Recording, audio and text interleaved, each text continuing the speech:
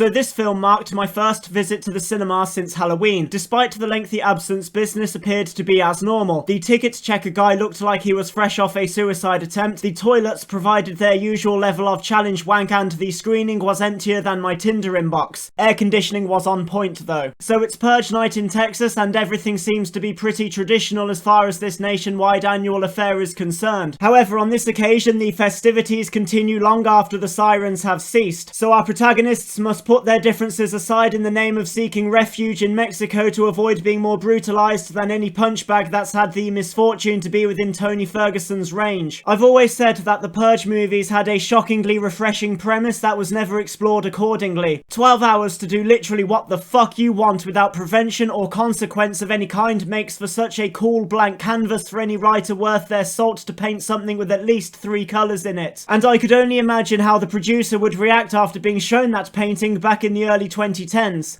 Look, I don't think for a single fucking second that if all laws were abolished for 12 hours once a year, humanity would consider committing a crime outside of murder. Poppycock! Each one of them would turn into Leatherface quicker than it would take us to greenlight any bullshit supernatural horror script, and that will be the root of this entire franchise. Honestly, what the fuck were you thinking before presenting me with this trash? However, because cocaine makes me kind, I'll sprinkle parts of your pitch on the TV series that no one will watch. Now get the fuck out of here or I'll decide to plague the film industry with a sequel to The Craft legacy. If that cute little anecdote has taught us anything, it's that the Forever Purge doesn't drift too far away from its predecessor's modus operandi. If anything, I would say that the differences aren't positive ones. The Purge itself was over within the first third of the movie, which turned the remainder of its 103-minute duration into a Civil War flick. Fucking terrible idea. Why? Because it took away so much of that vibe that usually comes with a Purge film. The 12-hour time frame added an element of suspense. No matter what situation the characters were in, that countdown provided light at the end of the tunnel, yet somehow coated the scenes in a layer of anxiety, thus resulting in immersion. Yes, I understand that in this case Mexico represents said light, but it wasn't even close to emulation, because taking away that ticking clock abolishes so much of that original Purge atmosphere, which, and let's be real, shares the same modesty as George R.R. Martin's publication cycle. Jesus, as if I'm still making Winds of Winter jokes. Sort it out, George. So the movie decided to go down the Leatherface route. Predictable, but surely that means we get to see a plethora of intricate mask designs. Fuck no, this film doesn't stop at the countdown in terms of self-dilution. Unlike the previous installments and indeed the TV series, the facial wear featured in the Forever Purge are disappointingly bland and very forgetful. Okay, that must mean the masks were deliberately designed as such to ensure you're not distracted from the creative kills. If only. Sadly, the kills are very much on par with the fizz hog attire, a la pretty much every single contribution to the death toll comes courtesy of a gun. There were no imaginative weapons featured at all, and only one quirky contraption made an appearance. I have no idea why the movie elected to sparsely include the elements that made its ancestors unique, because it affects the overall experience in the same way that a breast reduction removes the relevance once attached to whoever is dumb enough to get one. The acting is fine. However, the characters that the talent has to work with are stereotypical on the most unimaginative level. Fair play to the cast for not burning their roles to the ground, but their efforts were undermined by basic filmmaking mistakes. For example, there was a particular scene that was meant to be a critical moment in the narrative, but I kept on being distracted by an injury sustained by one of our protagonists, Dissa, and reappearing during the bit, killing any chance of fucks given. When you consider the nature of the series, it is no surprise that there's political elements dotted all over the place. To the credit of the previous 4 movies and the TV program, those elements are blended into the story efficiently and don't deviate your attention from where it was meant to be. Alas, the Forever Purge lacks such discretion. It went super duper hard on the politics to the point where it overshadowed the everything. Full disclaimer, I am dangerously underqualified to talk in depth about the film's interpretation of a contemporary issue going on in the real world, but even my blissfully ignorant mind was aware that this isn't the accurate depiction of actuality the movie was clearly aiming for. Don't get me wrong, Purge maker, people. It's your film reel. You can slap whatever you want on it, but art is subjective, and in my opinion, those particular features felt like they were recorded on a camera made of wank. It was once said that the Forever Purge would be the last chapter of this anthology. Words that only a fucking doofus would believe, because if there's money to potentially materialize, the film industry couldn't give a fuck about creative direction. Combined, the 4 previous offerings enjoyed tremendous box office success. The latest, however, was way more modest when compared to its elders. Regardless, profit is profit. And Blumhouse is not going to want that to stop anytime soon, hence why a 6th contribution is in the making, despite the quality of product being on a steeper decline than the enthusiasm belonging to my defibrillator.